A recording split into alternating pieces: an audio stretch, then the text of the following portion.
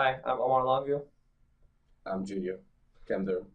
and we're going to tell you about our experience in the F-Score 2013 summer internship under Jordan Knoll and Dr. James Buckholtz.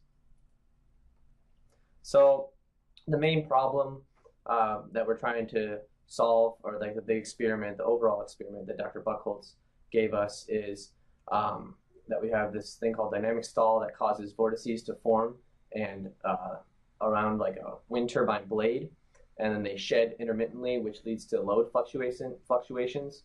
So basically, these vortices form, and then they create a vacuum, which causes a lot of stress on the wind turbine parts. Yeah, the vortices form on the suction surface of the airfoil, and it occurs during like low tip speeds, which is when dynamic stall happens. And we're looking to understand it better so we can control how it forms, and we can change the designs of airfoils in the future.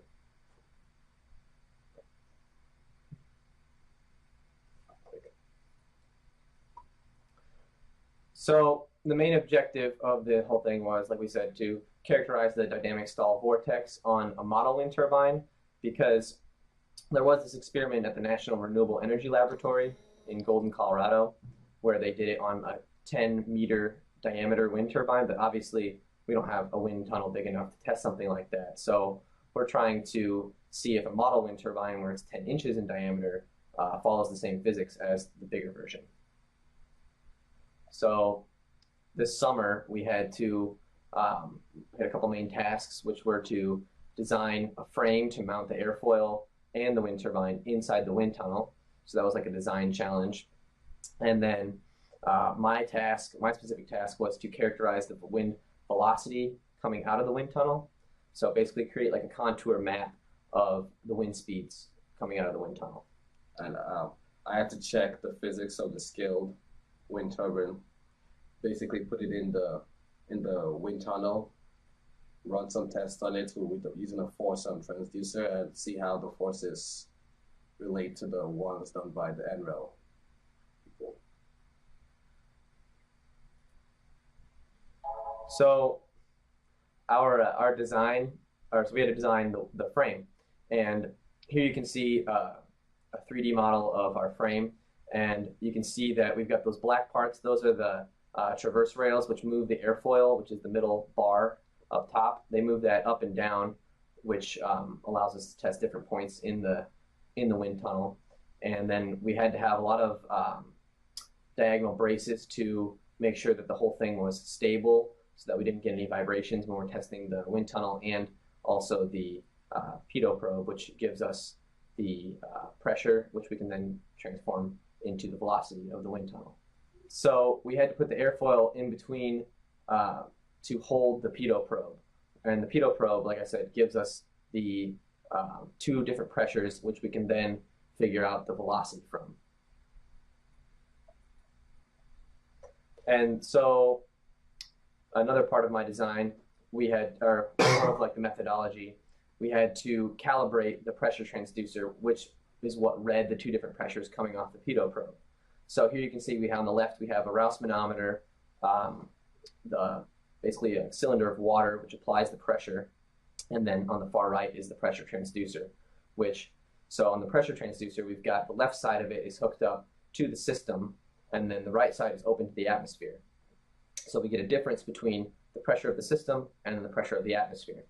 And so on the Rouse manometer, you've got on the right side of the Rouse manometer, that is hooked up to the system, and then the tubes flow all the way in that weird pattern on the Rouse manometer, and then they go through and open up to the atmosphere on the other side. And in between, we have some methanol, which is the liquid used to calculate the different heights of the water. So when we add different water, that methanol goes up, and we have to use the manometer to lower the height so we can even out the pressures, and then the height given on that black part of the manometer is how much water we added. So we had to basically take different known pressures, which were given by the height of the water, because the water gives you a pressure rho GH, for rho is the density of the methanol, g is the acceleration due to gravity, and h is the height given by the Rouse manometer. And that gives us a pressure which is proportional to the voltage. So you can see on this graph, on the graph on this slide, that it's a linear fit, obviously, where the each pressure gives a different voltage, and then so we can come up with an equation.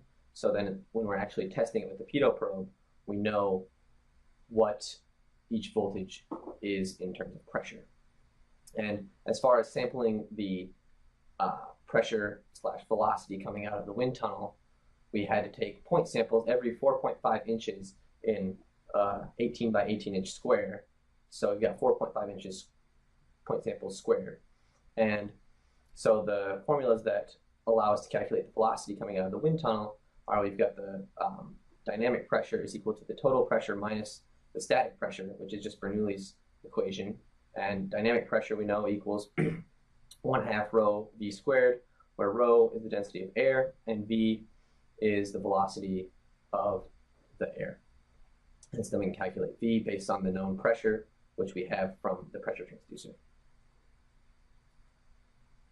And so the results I got were these 3 contour plots, which were for 3 distinct wind speeds coming out of the wind tunnel, which are actually given as frequencies, but we calibrated the wind tunnel as well to give us it in meters per second. So you can see that the contour plots are fairly uniform because there's only about a 0.5 difference in the velocity throughout the entire contour plot. First, to get the wind turbine before I got the wind turbine in the wind tunnel, first I had to program the motor, which spun the blades, program accordingly so it can accelerate to different speeds, and instead of jumping, because we had the motor, we'd jump to different speeds. And we also had to calibrate the force transducer so I can calculate the forces in the wind turbine despite of the wind blowing at it. And also, so to achieve dynamic stall, we needed a tip speed ratio of 1.5, which is low tip speed ratio is what you want for dynamic stall. You want the lowest you can have. And tip speed ratio is equal to omega times the radius divided by the free stream velocity. We know the free stream velocity based on what Omar had done earlier, so it was just had to calculate what omega was and run our wind turbine at the different speeds to make sure we can achieve a dynamic stall and get a reading.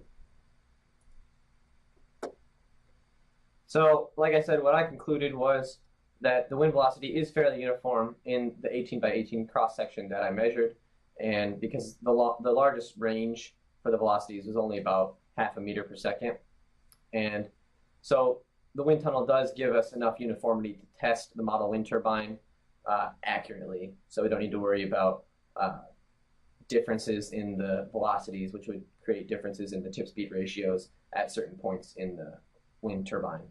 So we don't need to worry about that, which is good. I haven't yet run the experiments on the wind turbine. Next week we'll be running it at different discrete Reynolds numbers. Then I can measure and see, like, I'll compare the physics of the NREL experiment with the wind turbine that we have now and see if it matches up. And then it will also, if that matches up, maybe it will also match up with other wind turbines out there. So it'd be like a normal wind turbine, and we can move on doing the things. What is it called? We can move on with changing the design of the wind turbines. Thank you, F-Score. You did good. And LSAMP.